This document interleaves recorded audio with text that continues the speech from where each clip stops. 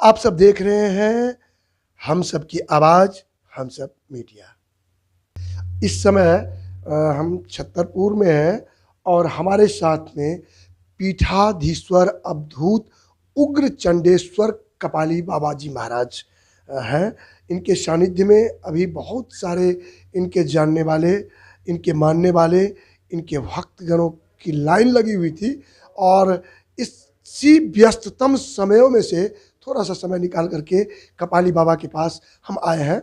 और कपाली बाबा के बारे में मैं आपको ये बता दूं कि कपाली बाबा बाबा भोलेनाथ विश्वनाथ की नगरी महाकाल जहाँ पर भैरव के रूप में विराजमान है, वहाँ पर बाबा जी का आश्रम हरिश्चंद्र घाट के पास है। और हरिश्चंद्र घाट पर अवधूत जो बाबा जी का ये अवधूत टाइटल आप देख रहे हैं, इसके बारे में लोगों के मन में तरह तरह की जिज्ञासा उठती है। ये अघोर पंथ से जुड़ा हुआ है और अघोर के बारे में बहुत लोगों के मन में भ्रांतियाँ होती है कि अघोर क्या है, अघोर क्या करता है, अघोर कैसे लोगों को प्रभावित कर देता है। अघोर नाम से ही लोग डर जाते हैं, जबकि कल्याणकारक शिव का रूप ही अघोर है। और क्या है ये तो अच्छी तरह आपको बाबा जी बनाएंगे। बाबा जी, आपका स्वागत है हम सबकी आवाज़ में। आपको हम सबकी ओर से नमस्कार है, प्रणाम है। क्या कहना चाहेंगे आप इस संप्रदाय के बारे में? सबसे पहले देखें, ये आपका शुभ नाम? मैं हरिशंकर तिवारी। तिवारी जी, विश्व का सर्वाधिक प्राचीन संप्रदाय जो विधि वर्जनाओं से मुक्त है,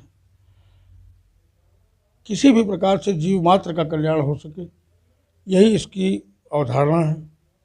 भगवान शिव को आप देखें, दुनिया की वर्ज्य वस्तुएं जितनी हैं वो सब धारण करके भी विष से लगाए विषधर तक जो धारण कर सकता है, धारण करने में सर्वसमर्थ वही अघोरी हो सकता है।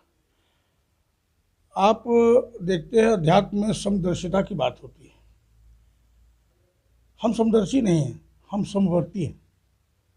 हम समान बर्ताव करते हैं सबके साथ, गाय श्वान नरदेव में सबको एक समान। हम यत पिंडे तत्ब्रह्मांडे को जानते हैं। इस मानव रूपी काया में स्थित ईश्वर से अगर हम प्रेम नहीं कर सके तो हम पाषाण में स्थित ईश्वर की परिकल्पना को नहीं समझ पाएंगे। अघोर पंथ की मूल अवस्था है अध्यात्म की चरमावस्था। अध्यात्म की चरमावस्था में प्रत्येक महापुरुष अघोर हो जाता है।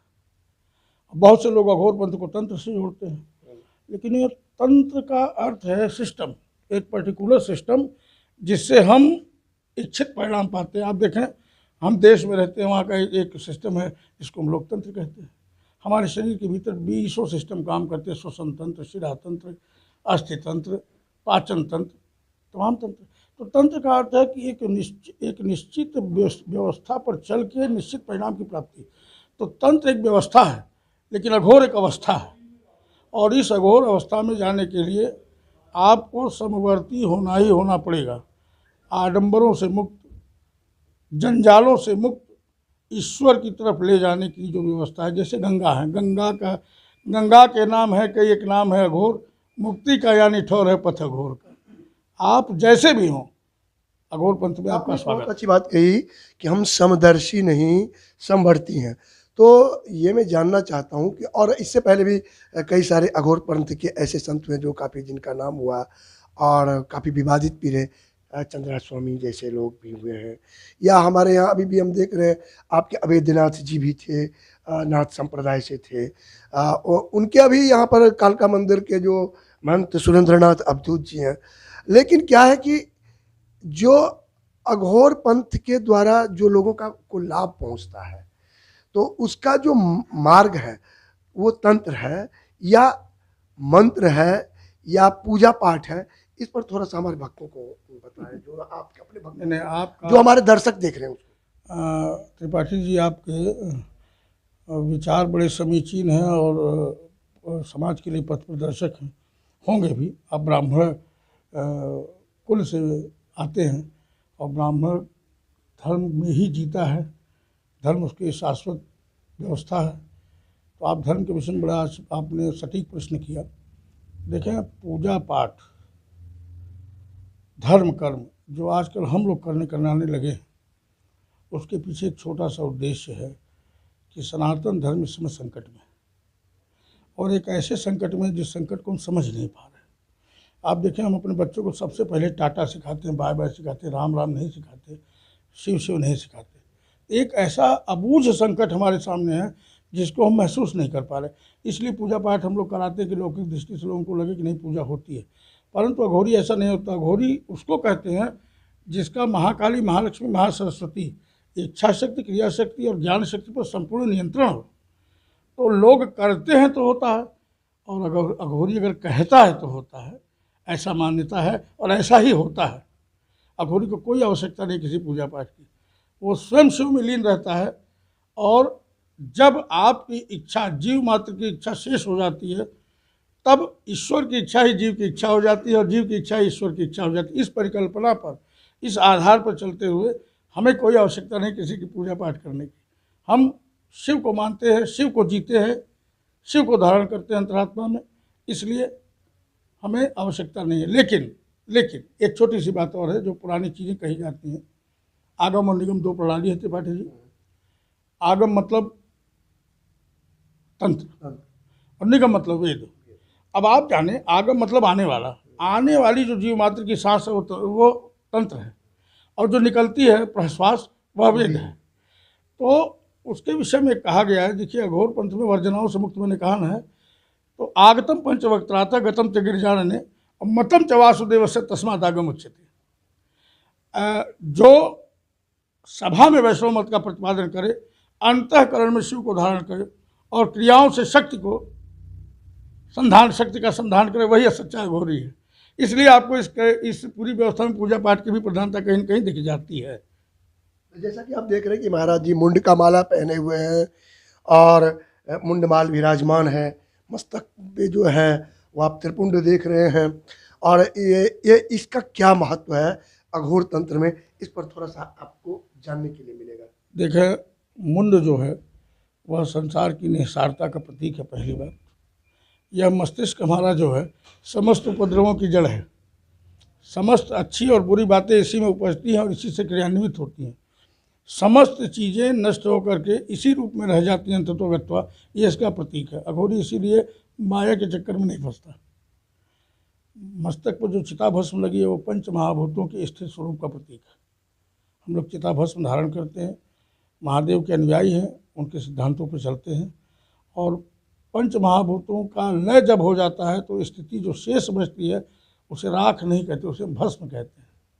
और वह भस्म इसलिए धारण करते हैं कि हमसे कभी कोई गलत कार्य न होने पाए, हम संसार में अपनी मुक्ति के साथ साथ दूसरों की मुक्ति का भी मार्ग प्रशस्त करें, इसलिए इस भस्म का हम धारण करते हैं। तो आपने सुना कि बाबा किस तरह से सतोगुण, रजोगुण, तमोगुण, तीन त्रिपुंड, और उसके बीच में आप देख रहे हैं कि ये धारण किए हुए हैं सारी शक्तियों को। मैं बाबा जी आपसे ये जानना चाहता हूँ कि कौटिल्य चाणक्य के बारे में कहा जाता है कि वो भी अघोरी थे, और गोल्डन एज ऑफ इंडिया जो बना उसमें उनका जो योगदान है वो भुलाया नहीं जा सकता।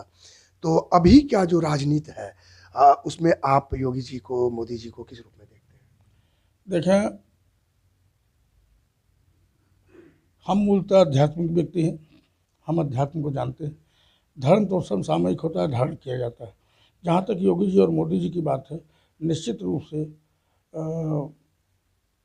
लगातार पद दलित हो रहे हिंदू धर्म के उत्थान के लिए जो ये दो महापुरुष हमारे इस समय धरती पर आए हैं, जिन्हें हम योगी जी और मोदी जी, जिन्हें राजनीतिक पद तो अलग बात है, इच्छा शक्ति उनकी इतनी प्रबल है, वो हिंदू धर्म के उन्नायक के रूप में, सनातन धर्म के उन्नायक के रूप में, और भाव जो प्राचीन वर्णित स्वरूप, सॉरी मैं कल्पित कर रहा हूँ, क्षमा करेंगे, वर्णित स्वरूप जो है वह पुनः स्थापित करने की दिशा में ये दोनों महापुरुष प्रयासरत हैं लगातार। और ऐसे महापुरुष आते ही आते हैं, जब जब हमें धर्म की हानि बाढ़ें असुर धर्म अभिमानी, तब तब प्रभु धरि मनुष्य शरीरा हरे कृपा निधि सज्जन पीरा। मैं अवतार नहीं कहता, एक छोटी सी बात और कहूँगा। हम लोग को लगता है कि भगवान अवतार लेते हैं, मुझे जो लगता है, मेरी व्यक्तिगत विचार है, भगवान कभी अवतार नहीं लेते। उन्होंने कहीं नहीं कहा मैं अवतार लेता हूँ। अभ्युत्थानम धर्म से तदात्मानम सृजाम्यहम्, धर्म संस्थापना था संभवामि युगे युगे, पैदा की होने की बात नहीं लिखी। तब प्रभु धरि मनुष्य शरीरा, कहीं पैदा होने की बात नहीं लिखी। परमात्मा के परमात्म तत्व का एक्टिवेशन होता है मनुष्य के भीतर। तो मतलब कहने का मतलब बाबा जी ना कहते हुए भी सब कुछ कह दिया। अप्रत्यक्ष रूप में जैसे सबके हृदय में परमात्मा, अल्लाह, खुदा, गॉड रहते हैं, उसी तरह आप भी समझ जाइए कि आज के जो हमारे ये नेता हैं, और इसी के समय में खास तौर से ऋषि सुनक जी, जो सोनक ऋषि, जब भी हम कोई पुराण पढ़ते हैं, कोई शास्त्र पढ़ते हैं, तो उनका संवाद आता है, उसी उन्हीं के खानदान से आए हैं। अभी G20 का मीटिंग भी हुआ है। मैं ये नहीं कहता कि बाबा जी आपको और ना मैं जोड़ना चाहता हूँ, लेकिन जैसा लग रहा है, मुझे भी आभास हो रहा है चंद्रा स्वामी की तरह कि आप सब चीज़ के मर्मज्ञ हैं। अवधूत जो होते हैं, जो कपाली होते हैं, कहते हैं उनको सब चीज़ का ज्ञान, ब्रह्मांड का ज्ञान होता है, इसीलिए वो रुंड नहीं मुंड धारण करते हैं। तो क्या लगता है अब ये आने वाला समय दुनिया के लिए कैसा हो? देखिए, हम सुधरेंगे युग सुधरेगा, एक युग ऋषि की एक वाणी है, और यह आप्तवाणी आज सत्य हो रही है। निश्चित रूप से भारत अपने पुनर्गौरव को प्राप्त कर रहा है विश्व पटल पे, और आने वाला समय, हमने युद्ध का संदेश कभी नहीं दिया, हमने हमेशा बुद्ध का संदेश दिया। हमने हमेशा कहा, हमारे भगवान के जो 9-10 अवतार हुए हैं, भगवान नारायण के 9 हो चुके हैं, हर अवतार का कुछ न कुछ संदेश रहा है। और अंतिम अवतार ने कहा कि बुद्धम शरणम गच्छामि, बुद्ध की शरण में रहो, संघम शरणम गच्छामि, एक रहो, और धम्मम शरणम गच्छामि, धर्म की शरण में रहो। निश्चित रूप से आज हमारा जो शीर्ष नेतृत्व है, इस सिद्धांत को लेके चल रहा है, सबको एक साथ ले रहा है, और निश्चित रूप से भारत पुनः विश्व गुरु के पद पर पदासीन होगा। ऐसी शुभकामनाएं, ऐसे भविष्य के संकेत। जहाँ तक सवाल है कि जो अध्यात्म की बात और आपने बुद्ध की बात करी, तो बुद्ध ने चमत्कार को मना किया, लेकिन अपने यहाँ तो एक कहावत है कि चमत्कार को नमस्कार है। तो अघोर पंथ में चमत्कार को तो बहुत माना जाता है। आपका क्या कहना है चमत्कार के बारे में? नहीं नहीं, देखिए, अघोरी तो आगे चलता है, पीछे चमत्कार होते हैं। चमत्कार एक क्रीड़ा कौतुक है, और क्रीड़ा कौतुक अध्यात्म नहीं है, न धर्म। वह तो मनुष्य, कमज़ोर मन के मनुष्यों को प्रभावित करने का एक संसाधन मात्र है। और चमत्कार को नमस्कार, जो ये शब्द आया, जो ये वाक्य, ये उक्ति आई, ये कहीं भी सनातन धर्म की उक्ति नहीं है।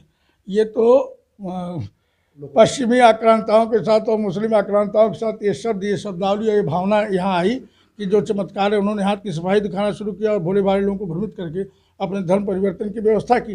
तो तब से बातें चल गई कि चमत्कार को नमस्कार। हमारे यहाँ तो प्रचंड आस्था है। आप देखें, छठ की पूजा होती है, कौन से चमत्कार की उम्मीद आदमी करता है? अपने यहाँ संपूर्ण आस्था और कार्य होते हैं। महादेव की हम उपासना करते हैं, आदिकाल से शिवरात्रि के दिन करते हैं, सावन में करते हैं, किसी चमत्कार की उम्मीद से। भारतीय समुदाय तो चमत्कार की उम्मीद करता ही नहीं है। ये जो नव संस्कृतिवाद हमारे यहाँ पश्चिमी अपसंस्कृति का चल गया है, इसमें चमत्कार के नमस्कार को ज़्यादा बल दिया गया है, प्रश्रय दिया तो गया। चलते चलते आप क्या संदेश देना चाहते हैं जो दर्शक देश विदेश में आपको हमारे चैनल के माध्यम से देख रहे हैं? देखें त्रिपाठी जी, विश्व बंधुत्व हमारे भारतीय ऋषियों का उद्घोष रहा। हम आज भी विश्व बंधुत्व की भावना से ही काम करते हैं, चाहे हमारा राजनीतिक नेतृत्व अथवा आध्यात्मिक नेतृत्व हो। हमारे सबने विश्व बंधुत्व को ही अधिक से अधिक आश्रय प्रदान किया, उसी के सिद्धांतों को बल दिया। हम ये चाहते हैं कि आज देश में अभी थोड़ा सा विषय परिवर्तन कर रहा हो, अभी कुछ घटनाएं लगातार चल रही हैं, बच्चियों के साथ दुर्घटनाएं हो रही हैं, लव जिहाद का एक मैटर चल रहा है, तमाम तरह की जिहाद। अच्छा, आप देखें कि इस पर थोड़ी सी बात मैं कहना चाहूँगा। बच्चियों को हम छूट दें, बच्चों को हम छूट दें, लेकिन ये भी बताएं कि हमारी संस्कृति का मूल मापदंड क्या है। हम चरित्र बल भी उनको सिखाएं कि चरित्र का बल क्या है और चरित्र क्या होता है।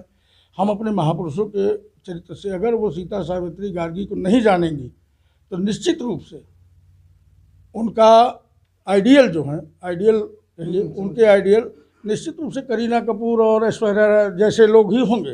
अब संस्कृति हावी होगी जब हमारे बच्चों के आइडियल, हाँ, प्रेरणा स्रोत जब फिल्म के नायक और प्रतिनायक होने लगेंगे, तब हम राम रावण को कहाँ समझ पाएंगे। हमारे यहाँ तो रावण जैसे प्रतिनायक हुए जिन्होंने वन अशोक सीता राजमा कहा कि साध्वी है, इसका तपस्या नष्ट होगी, इसका सतीत्व नष्ट होगा, पति वनवासी इसलिए इसे भी वनवासी रखा जाए, तो वन अशोक सीता राजमा वहाँ रखा गया। तो मैं ये कहना चाहूँगा कि अपनी बच्चियों को ये बताएं कि 25 साल तुम्हें सरकार की तरफ से निर्णय लेने की आज़ादी है, अनुभव तुम्हारे पास 20 साल का भी नहीं है, तुम 10 साल में तुम लोग वो धारण करते हो। और धर्म की तरफ से अगर कुछ हो सकता है तो छोटी सी बात और कहना चाहूँगा अपने समस्त बंधुओं से, जो लोग देख रहे हैं सुन रहे हैं, समस्त माताओं से, समस्त बच्चियों से और समस्त धर्माचार्यों से भी मैं कहना चाहूँगी, हमारी भी नैतिक जिम्मेदारी है कि इस तरह की घटनाओं को हम अपने स्तर से रोकें। कैसे रुकेगा?